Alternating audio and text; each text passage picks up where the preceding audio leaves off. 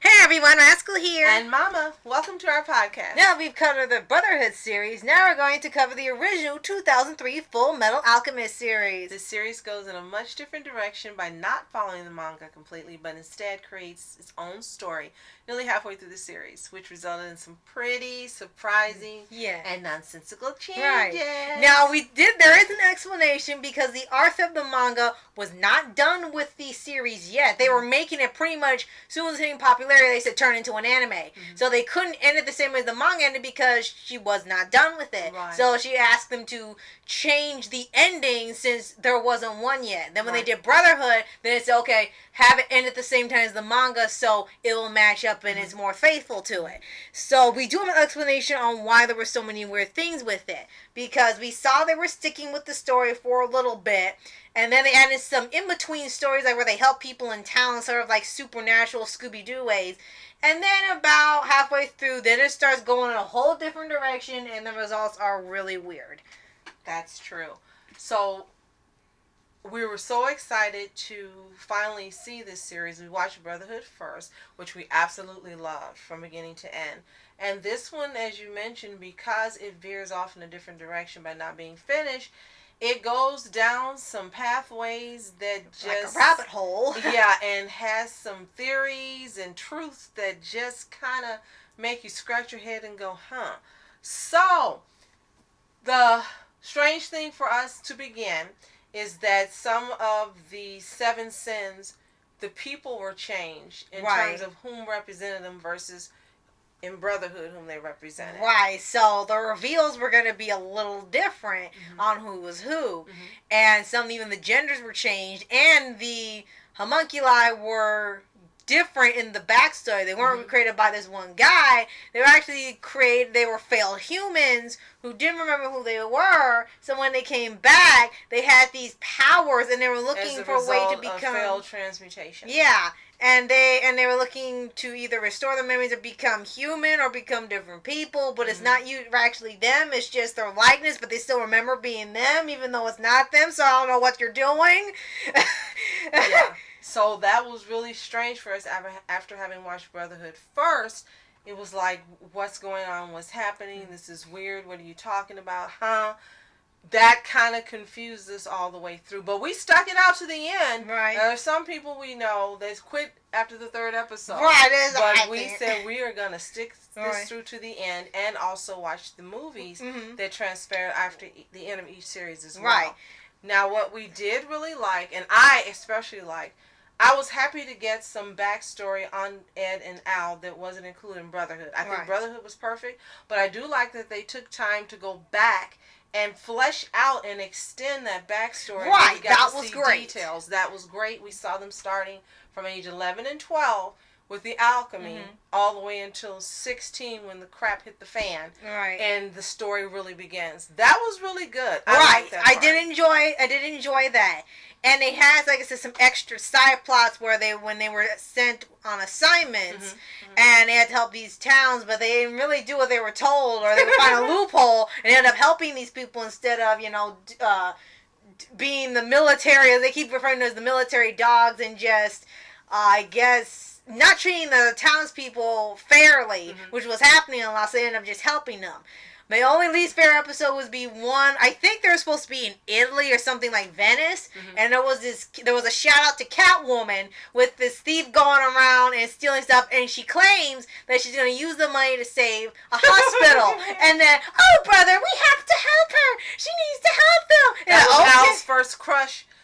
Second crush after Winry. Yep. And then, okay, and fine, we'll do it. And then the next thing you know, the hospital's gone. I told you she was lying. And then she comes back again as a nun and she needs to help the church. She steals the money again and the church gets torn down. Then the 3rd time, she's a school teacher. So we're not doing this a 3rd time. So, yeah, she was nefarious and untrustworthy. And the part that was really crazy about the episode is when Mustang said, "Hey, was she a 10 under the mask?" We're like, what? And then, wait, what?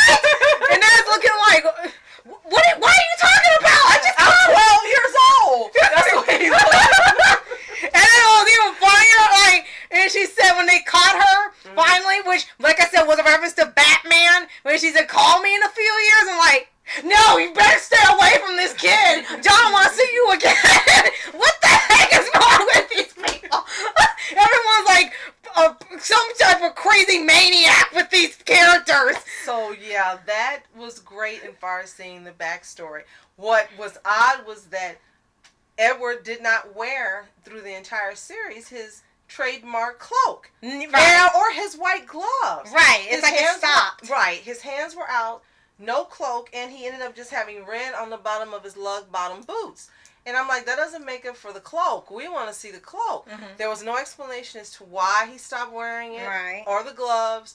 They just disappeared. Right, they were just like, yeah, I guess whoever did decide, maybe it's too distracting because it's like no cape, so they just took it off and it's just easier, you can move faster or something. But it's kind of odd since those are the trademarks of this iconic character, Mm-hmm. and they just disappear in the first series. Right. So that was something that was Right. pretty strange for us. And they also changed the events of like when they're on the island, and this time they find a homunculi instead of doing the 30 days of the training about Right. alchemy. They actually find this kid this time around that actually was on the island for years, and you find out she's the teacher's son that was also a failed transmutation and also homunculus, and he wanted Ed's body, and he was working with the seven deadly sin, and he was working with someone else later, and he thought everyone was his mom. It's like, Are you my mommy? Are you my mommy? Are you my mommy? It's like, what is this? Yeah. What is strange. going on? Very, very strange.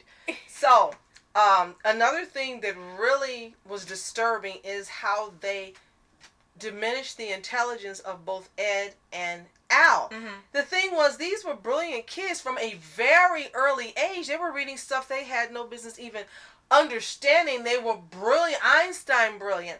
And suddenly, when they hit 11 and 12, between 11 and 15 for Al and 12 and 16 for Ed, they suddenly just lost brain cells. They were doing things that didn't make sense. Al was trusting everyone. They were fighting. It was like, who are these characters? They're just not recognizable. They were, and we understand they were kids, but again, they were brilliant children, And that's and they survived in the house, living by themselves all this time after the mom died. They could travel everywhere on their own and do all this stuff. But they made them where they couldn't understand and comprehend basic common sense things.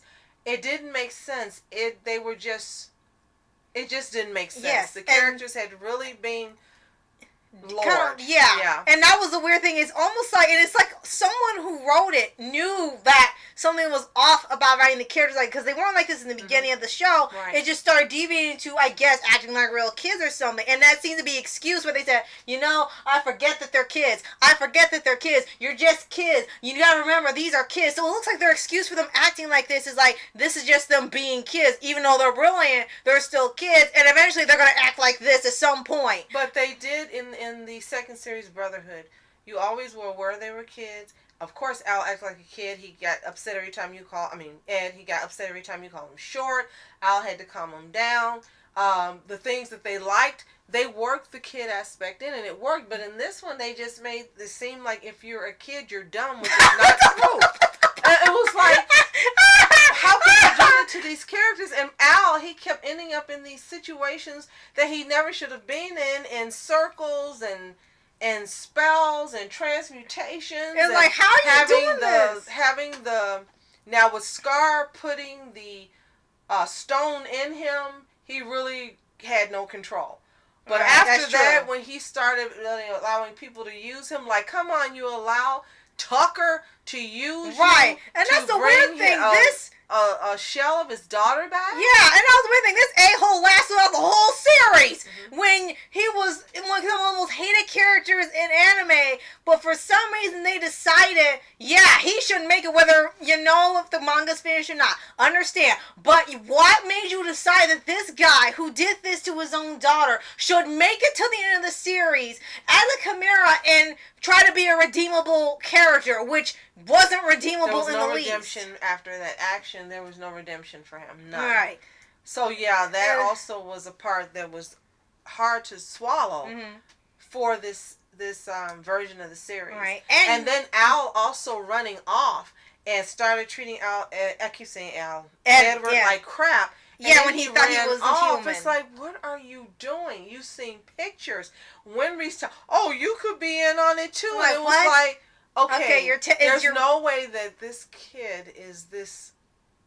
You can't be this dumb. There's no way that he would have been like that.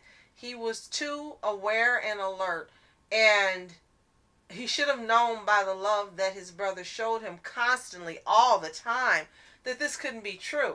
How could he be doing this with someone who wasn't real and didn't exist? Right. But I guess they wanted a little more drama in it, and they definitely added it. Yeah, they succeeded, because it was like, can this arc end? At least Brotherhood just had it for an episode, and they were done. It's like, this doesn't contribute to anything. Just get it over with. We're done. Move on. And then that was it. Now, another thing was the character of Roy Mustang.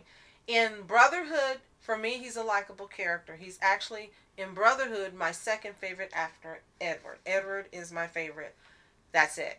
And Roy Mustang was my second favorite. But in here, he was, for me, a totally unlikable character. Even in the end, when he redeemed himself and you're finding out really what his goals were, and he really did care that nothing happened to the boys, and his character, I just found him really not likable. It's really, really off, because he he almost has schizophrenia at points, because a woman, he'll be like that, or he'll be getting angry, and then he'll be happy, and then when he was women. in charge, he was going to put all the women in short skirts. I'm like, what? So it was like what is this? Yeah, it's like he has schizophrenia. He had a different personality every time he turned around. He tried to kill that with his flame at one point. So it's like, okay, you sure he's supposed to be Führer? Because I wouldn't trust this. And then also Armstrong was really different. Same thing. He was very likable in the first series. In this one, he never made his allegiance and loyalty to the Elwick brothers clear. And he just wasn't as likable as he was in the second series. And perhaps they were staying more to the military standard rather than branching off. And we really did miss the addition of his other sister.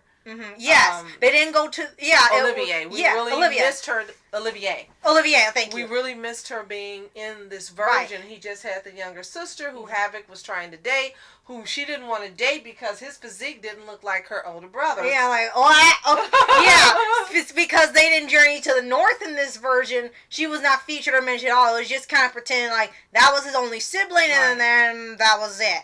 Yeah, so there were some real market differences that made these two different series. To me, they were just two different series. They can't even be qualified as the same, except for having the two main characters. Right. And, of course, as you know, in this series, the story wasn't finished. Unlike Brotherhood, where you had a whole finale and a completion of the story. Right. And two more things you got to mention. One, be for the shippers. There was actually no shipping to do in this version because... That's because they didn't allow Edward to grow. He barely grew in this version. Yes, he's like, you grew an inch or two, and then... That was as far as it, and then that was the most it went. It actually looks like they were setting him up with Rose, who was, in reality, the manga, she wasn't really a big character. She had a little bit in the beginning when you got to see what they were doing, and then the follow-up book when you found out what happened with the town after they got Cornell out, and then that was it. But for some reason in this one, decided to make her a bigger character. She was in charge of the town after a while, with a lot of crazy stuff going on, and then she was in love with Edward. She became the Holy Mother. Yeah, it was. And it was like, and they made the crush for Winry, it was only one-sided, because it was kind of hinted that he liked her, but she only saw him as a brother and family. But I told you. Except for one scene. Yeah, I kind of disagree, because she said, just like she did in Brotherhood, were his shoulders always that broad? Yeah, and they kept that line. And that kind of made you understand she was seeing him differently. Yeah. So it wasn't one-sided, so to speak. It's just that until she realized that he was looking different, she wasn't seeing him other than that way. Right. But yeah, you could tell in this one that he liked her from the beginning. He let her spend all his money, buy what she wanted, get the crap out of him. Yes, definitely. And she tagged along more in this version. Which is probably where the live-action movie got that idea from, to have her be more involved in the story. So that made sense after we saw this. Yes, that made sense to us. Absolutely, we understood. Right. And then we also got to mention for the end of the series, they introduced that this a parallel universe. He ends up being in our universe during World War I, And he's stuck here after he gets Al's body back, and then Al's gonna try to get him out, so he's stuck there for 2 years until they get to the movie. Everyone thinks he's dead, but Al says, I'm gonna get him back. I don't know, I just know that I'm going to find him and bring him back. Right. And then he says, in our universe, Ed, he says, they're talking about space exploration. Maybe I can do something up there that'll help me get back.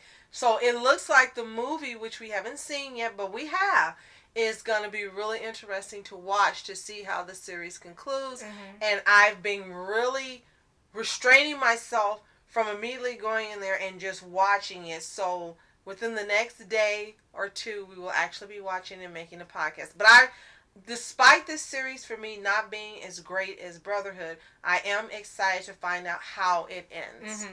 Me too. And then we also have a movie for the Sacred Star of Milos, which is the Brotherhood movie, which we'll cover whenever we get that film. Absolutely. So while it is completely different, we understand this show also had a following too when it first came out. It really helped a lot of people through situations, and whether in school or personal matters, it got them back into anime and manga.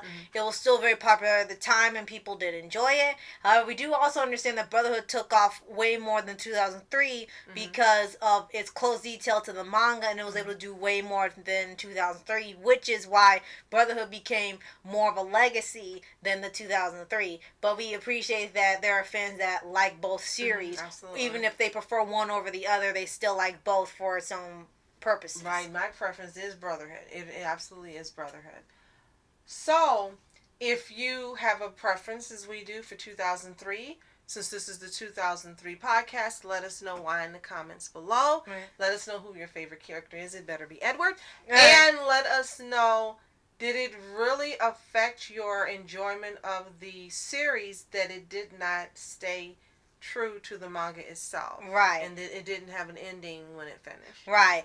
And between the parallel universes, the homunculi actually being human, and the Terminator guy, and the Scooby-Doo / supernatural stories, I think someone was lost their mind while working it. Now, the great thing for me, I do love that the main characters, well, Al was different because he grown to, he was too old to do the voice in Brotherhood. But for the most part, they had Winry, they had Ed, they had Armstrong. There were some key characters. They had Bradley. There were some key characters whom they brought back, those same voice actors, 7 years later, or 6 years later, 2009, to continue in the tradition of making this new Brotherhood version, but having the same voice actors. I think that was awesome that they did that. I think it was awesome that, again, they had 3 of the main characters voicing the English dub for the live action movie you don't want to see. Right. And I can't wait to see how many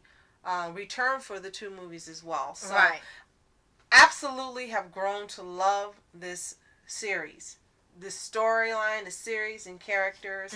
And you were too young at many points long before we began watching this recently for you to watch it. So it was nice to be able to enjoy it with you and not having seen it prior. So it was a new experience for both of us. Right.